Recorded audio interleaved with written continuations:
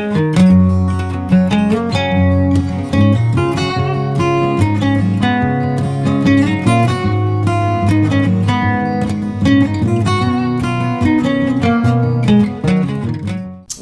everyone, and welcome to the Daily Dose. It's great to see you and to join together with you today.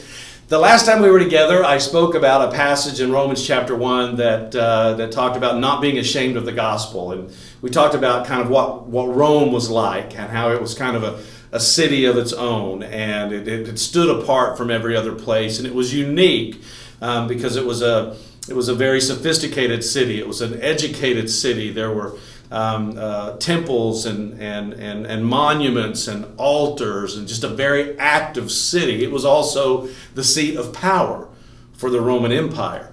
And so it was unique. And Paul's writing this letter to the Christ followers, the Christians that live in Rome. And that first part, as you remember, he said, don't be ashamed of the gospel. And then after that, he writes a very interesting passage, which really what he's doing, he's talking about who God is, and particularly who God is in compared to the pagan gods of Rome. And it's that passage that talks about, and I'll read some excerpts from it in a moment, that talks about how God has revealed himself. And that we see the attributes of God, but we actually don't see them. He says they're invisible, but he goes on, he says, in verse 19, they know everything they can know about God because God has shown it to all of them. And so it's this idea, and you hear people at times talk about this passage as the passage that tells us that humanity, individuals, have no excuse. You can't say that I did not know. You can't say that I was unaware. And what Paul is saying here is, listen, everyone, it says that God has shown them all, but the part before that says they know everything that can be known about God. The understanding here is that in Rome, people were searching like crazy for God. But what happened is almost all of their searches led them to the wrong place.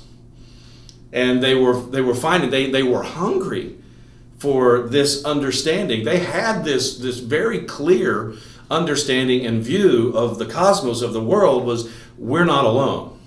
Not only are we not alone, but we're not the center of this thing. So they created or they adopted all of these deities for almost every aspect of life. For the land, for the sea, for the wind, for the reproduction of humanity, for sex. I mean, they all of these things, for healing. They had all of these gods. For romance, they created. So Paul's saying, listen, these people are searching like crazy. And in their search, every time they kind of get off track, they create or they adopt one of these other gods. And he's saying that, and if you look at that to understand, from the first part is, hey, they're searching, they're looking.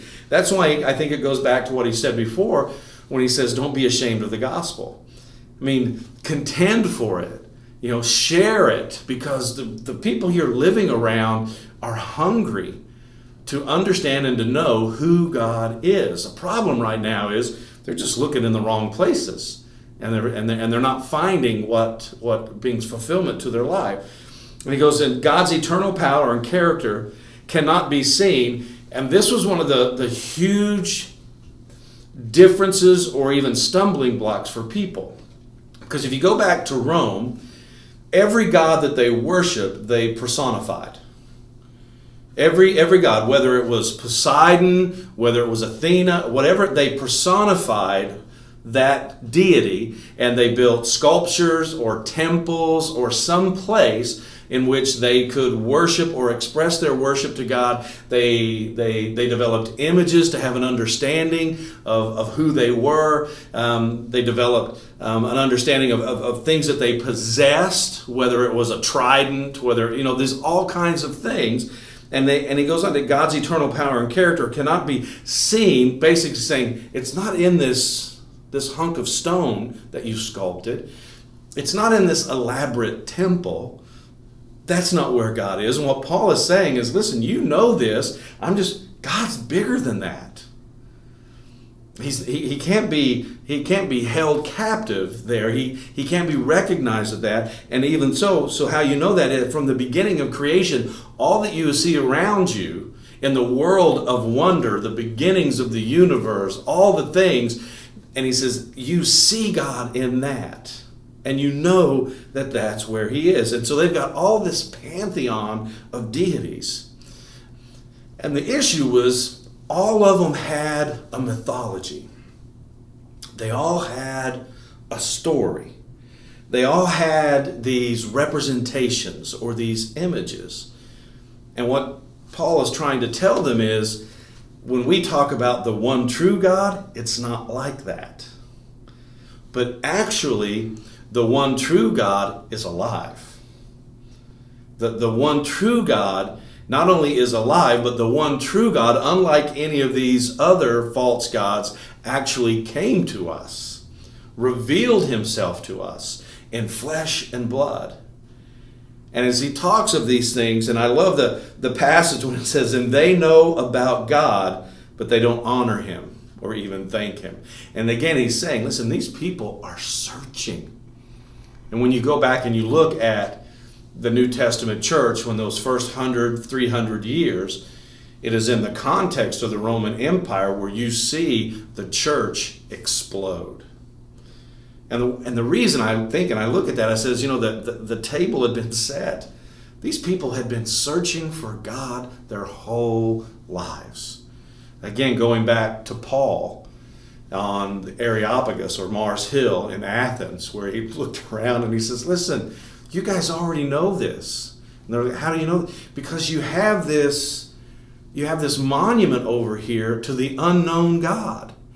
You've been searching for this, and you already know that there's something beyond what you've created or these deities that you have. And he says, you know about God, but you don't even know to honor him. Basically, all of this searching has led you to the wrong place. And so when we think about it, and it's important for us not to get to the place where we also try to bring in kind of other things to fill in the gaps. Our relationship with God is one that it's twofold. It's one that requires a faith or a dependence or a trust in us. And and then there are other parts of it that are, that in our minds are tangible. We can feel, we can sense, we can know. But in other ways, they're gaps. And not gaps that should produce doubt, but just, I think, gaps that should produce wonder. And that's what Paul is saying here, that you guys, what you want to do is you want to take God and you kind of want to fold him into something that represents you. So you create these temples, you create these sophisticated ways of worship, you create these marble sculptures, you do all of these things trying to capture there, but you can't do that. This is a God of wonder. This is a God of the cosmos. This is a God who is responsible for everything, so he is above and transcends everything. You think you know everything about God, but one of the first steps that you need to really understand God is to admit, I don't know everything about God. That his ways are actually bigger than mine. That his thoughts are actually beyond what I can think. Instead, he says you worship idols made by human hands. And he's saying, recognize the God who is before you. Recognize the God who has revealed himself to you in creation, in what you see and what you know. The idea of the wonder, the questions, the marvel, the gaps when you look at this physical world and you're wondering how. He says that's part of your journey of pursuing a God that is beyond all of those things. And so he's equipping the Roman Christ followers there. Listen, this is where you live. This is the people that you live among. So it goes back to what we talked about the last time. Don't be ashamed. Contend for the gospel. Because these people are searching and looking. And we live in that world today. And what they want to see is authentic Christianity. And I've shared this with you before. Most people, they're not wrestling with the idea about the truth of Christianity, okay? Because That's a heavy pursuit. What they're wondering is, does it work? And how they can tell whether it works or not is by the people who profess it. And so that's where we get to the place where hypocrisy, mixed signals, mixing the gospel and the Christian life with other things so that it doesn't stand pure and authentic, that's what confuses people. And so what Paul is saying here, live authentically among them. Take their questions, listen to their stories, and relate to them the God who has revealed himself to them and saying, listen, you're on the right track. You're searching for the right thing. But let me tell you about what you're searching for, and here's the one true God. And when they begin to share that message in Rome and other places, that's why when you read the history of Rome, why emperors like Nero and Caligula were so angry and hated Christians. You know why? Because people were being renewed and redeemed by the thousands. And they were growing and growing to the point that they perceived them as a threat. And so they persecuted them. And so as we think about that, that's the idea. We live in that culture too. People are searching. People are looking. They just need people in their lives who are willing to authentically live out Jesus and then to contend and not be ashamed and to share their story and the reality of who he is. All right? So I hope this was useful today as we go out and live Christ before our friends and our community. Have a great day, and we'll see you next time.